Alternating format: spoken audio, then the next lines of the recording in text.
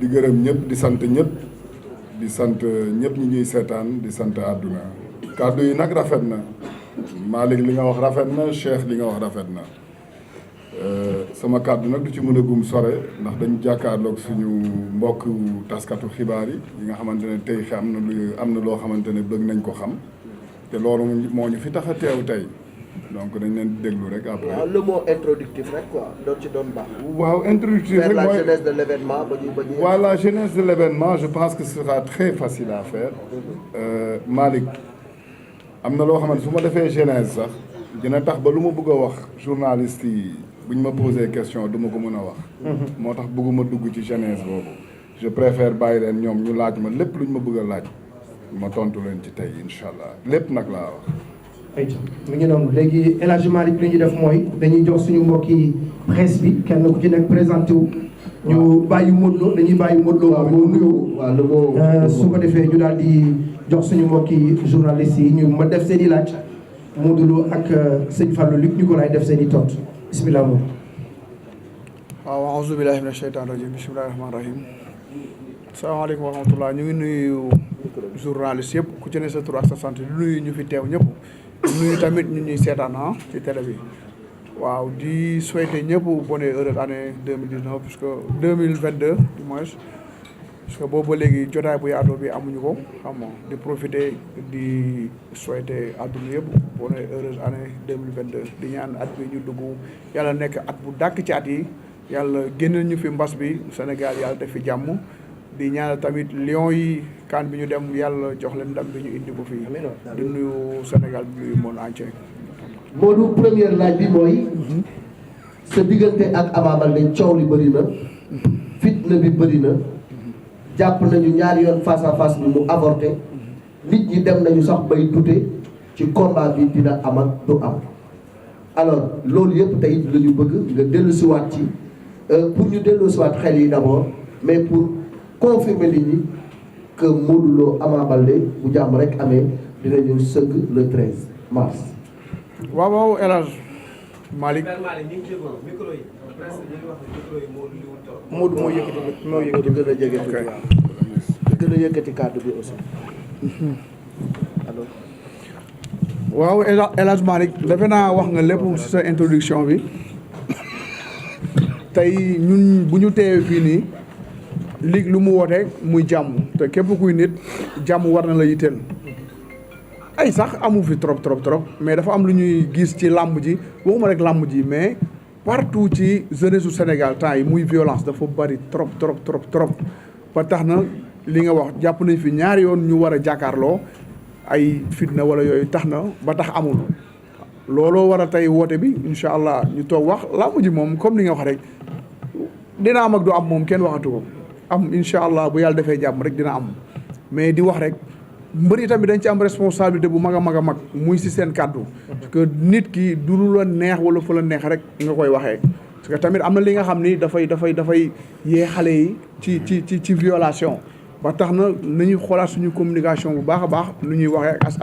ak askan bi mais di waxaat jeunesse Sénégal rek Sénégal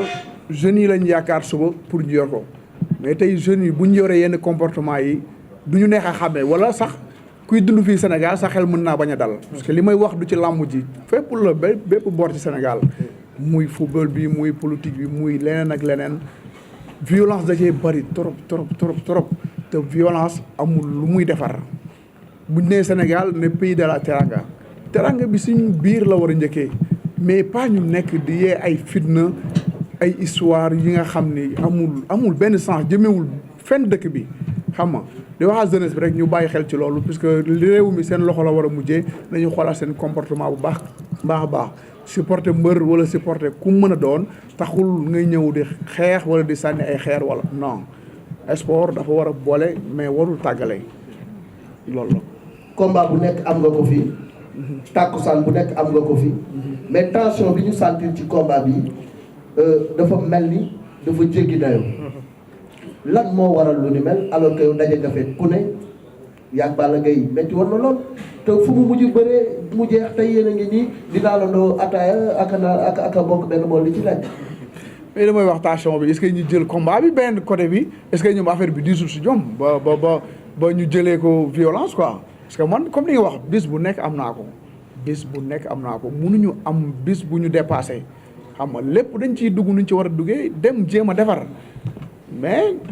su ma juumul ñee est-ce que jëluñu lu leen ëpp doole ba tax ñu bëgg ko kii ak violence. da nga jàpp ni fitna bi am yëpp beneen camp bi la du sa camp. ah non du suñu amoo ci responsabilité. ñun keroog li am rek ñun bu ñu am na noo xam ne bu ñu defoon comme ñoom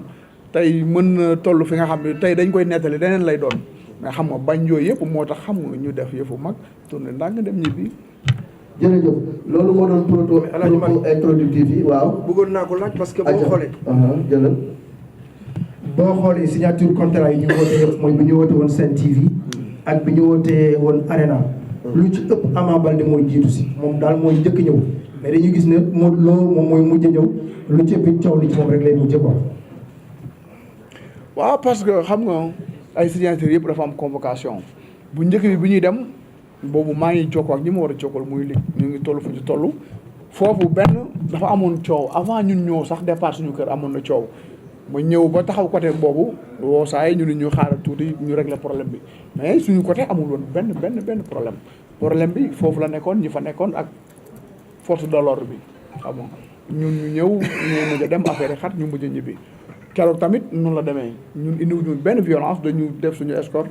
ñëw avancé ñëw ba jegee saat jékki-jékki gis ay xeer yu jóge fu nekk xam nga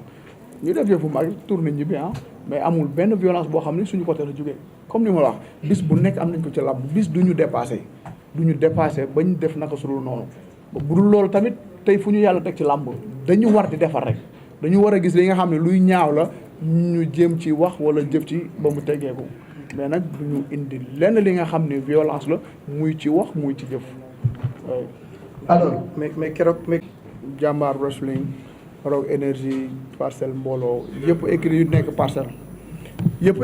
parcelle man benn laa ko def parce que tey su ma amee combat ñoom ñëpp dañuy bàyyi seen écrit ñëw nekk sama côté mel ne ku nekk Rock énergie te papa moo amoon combat bu jàpp ñun ñëpp ñu koy pare loolu moo taxoon ñun ñu dem foofu di ko jàppale mais Rock énergie dañu nekk toujours incha allah fa la ñuy nekk bay bàyyi bëri bu soobee yàlla. contact yi yaa ngi koy def ak waa Rock énergie wala eggagoo ci level boobu parce que dafa mel ni nee nañu da nga làqatu Lac Rose rek parcelle gisatu la. non man chaque jour que jëfee man maa ngi parcelle fa laay ñëw di entraîner quoi ñoo ngi daal xam nga ci liggéey bi li ñu yaakaar moo ñuy may dem ñoo ngi ci incha allah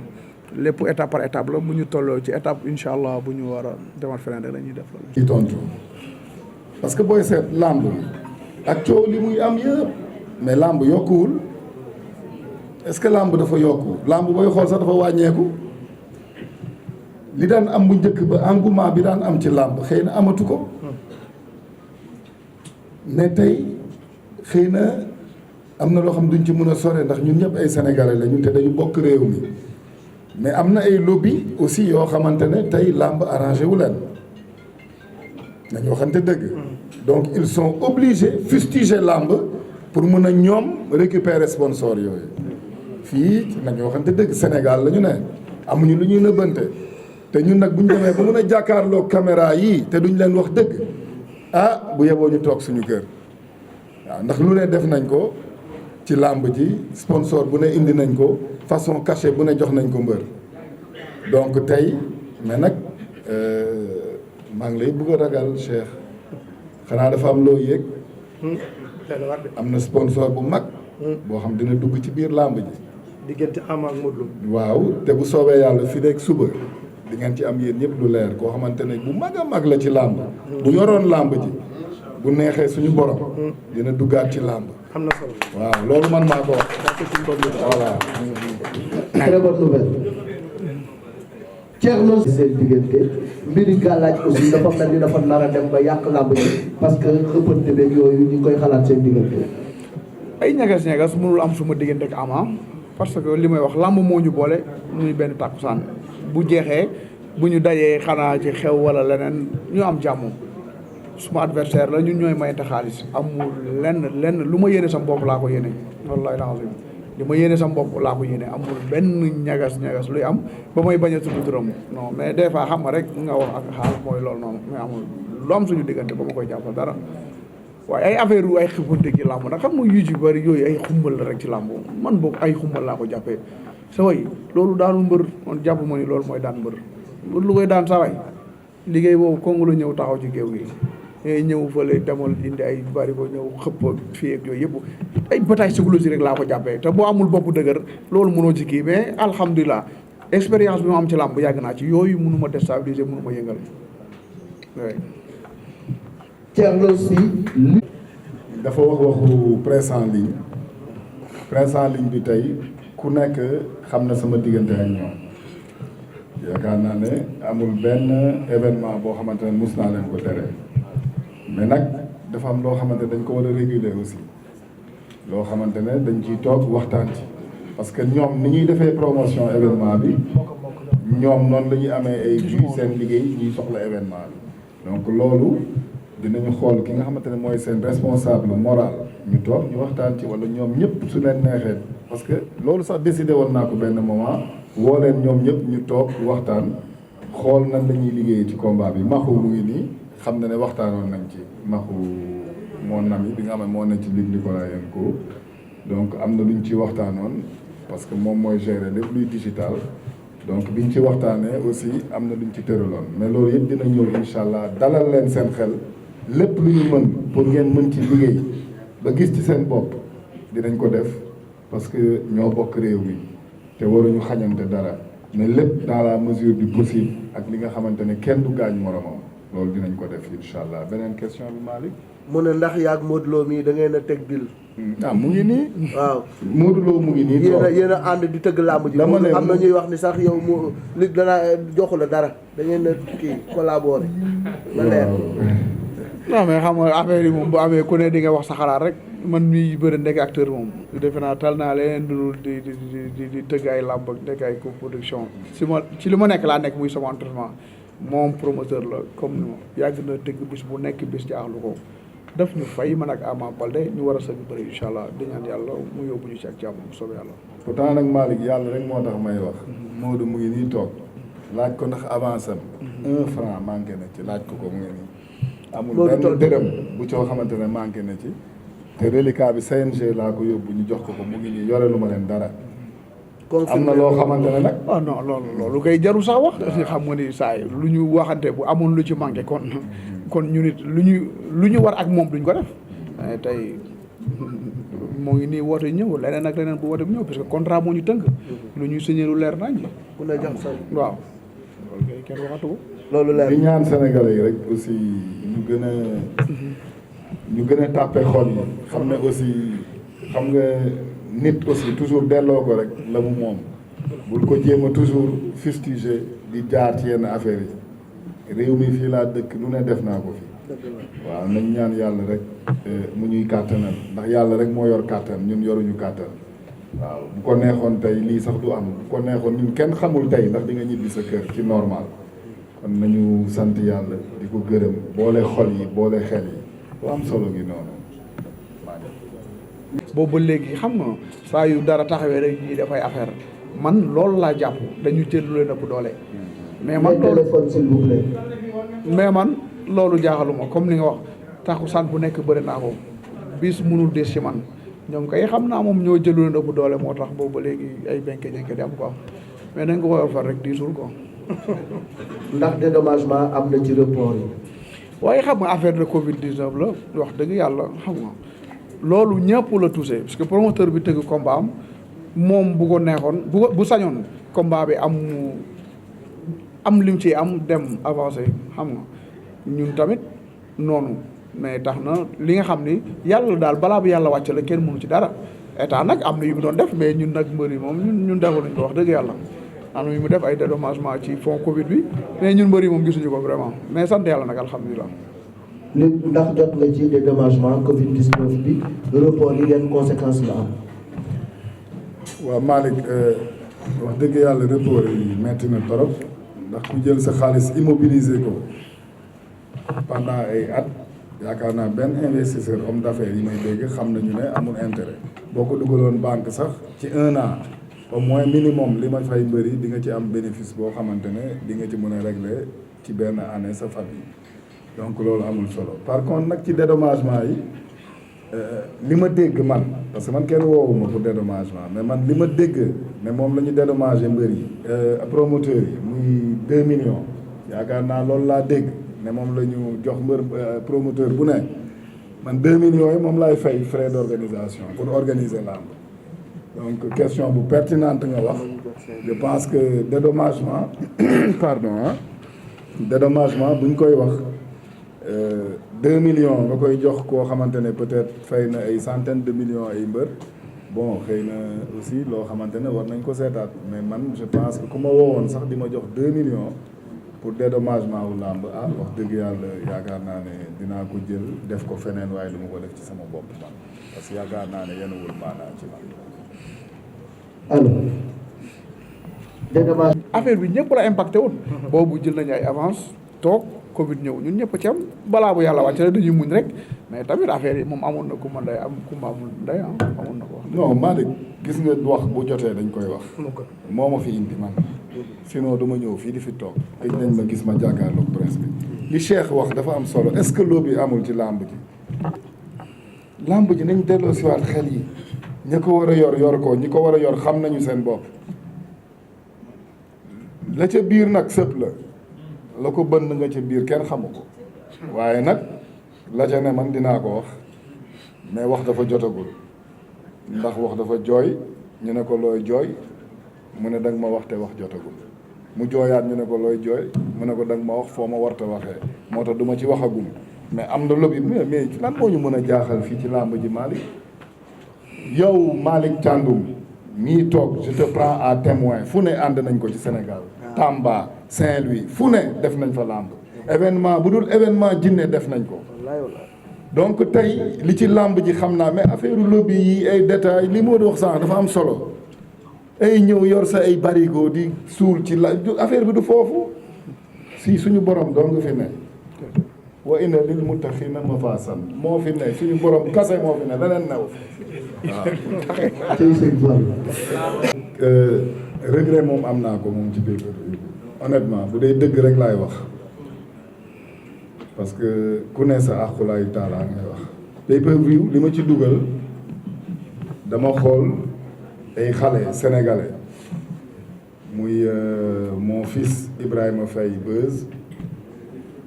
ñëw jóge Canada yor projet bu baax dëgg yàlla bi mu ñëwee itam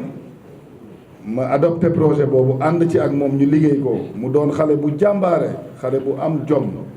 am fulla am fit donc ma jàppale ko ci Balla Gaye 2 ak Gris Bordeaux ñu ànd ci liggéey ci pay-per-view bi pay-per-view waxuma ne baaxul déedéet au contraire waxuma ne baaxul mais dama ne man damay regretter parce que lu rey làmb pay-per-view ci la bokk parce que pay-per-view mun na jox peut-être promoteur xaalis mais problème bi mooy làmb engouement bi mu amoon pay-per-view da koy wàññi ndax je me souviens ñun bi ñuy tëgg ay Tyson Mor Fadam ay Yékini Balla ay Modou Lo mi Balla Gaye boobu jamono engouement bi amoon grand place yi nga gis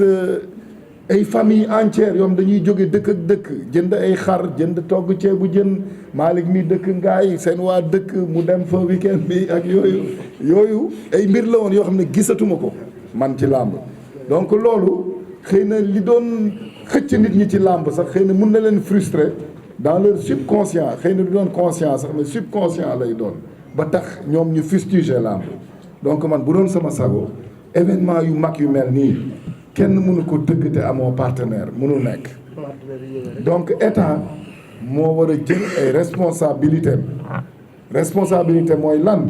mooy xam ne réew mi sama réew la man la ñu fal man lañ fi teg te réew mi li ma bëgg mooy ñu bég donc ñu xool ay façon yi nga xamante ne mun nañ ko def ndax état quand même bu bëggee jël événement yu mel nii may ko sénégalais yi mun na am ay pexe yoo xam ne bu ko defee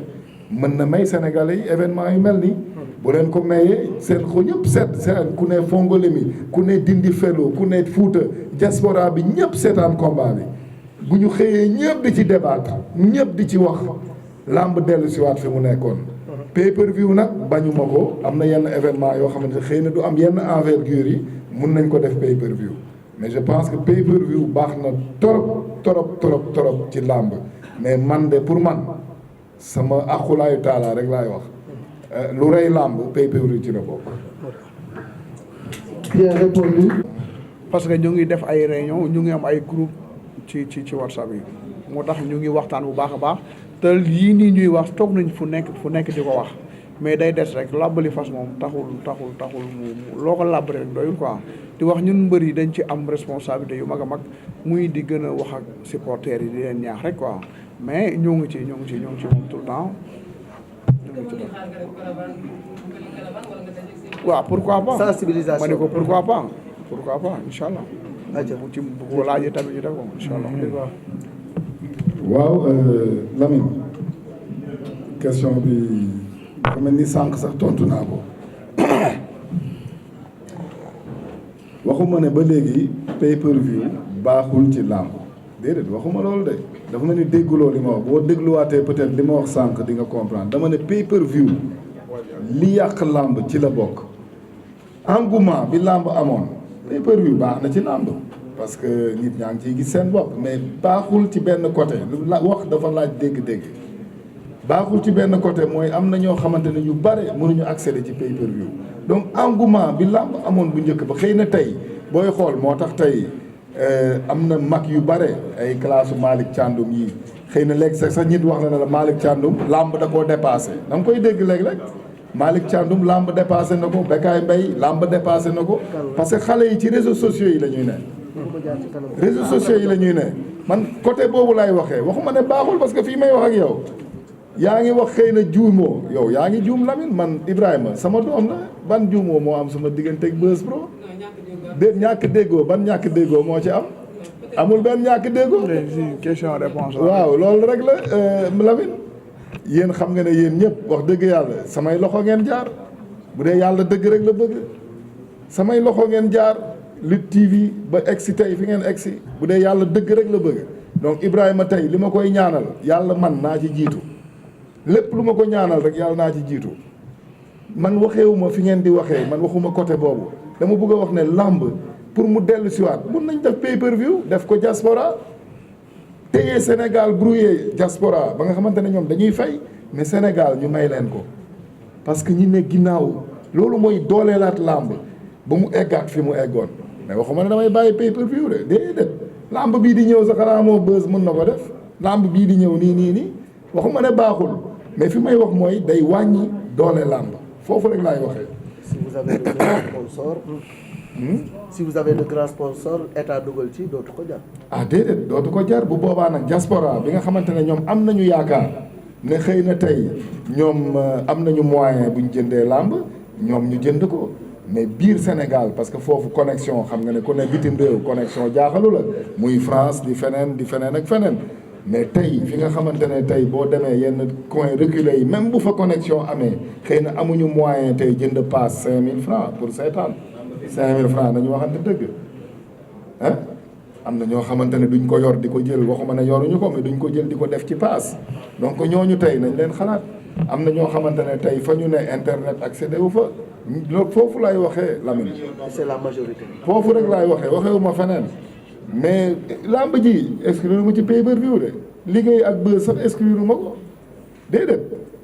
mais problème bi mooy fi may waxee mooy engouement làmb bi ñu soxla woon am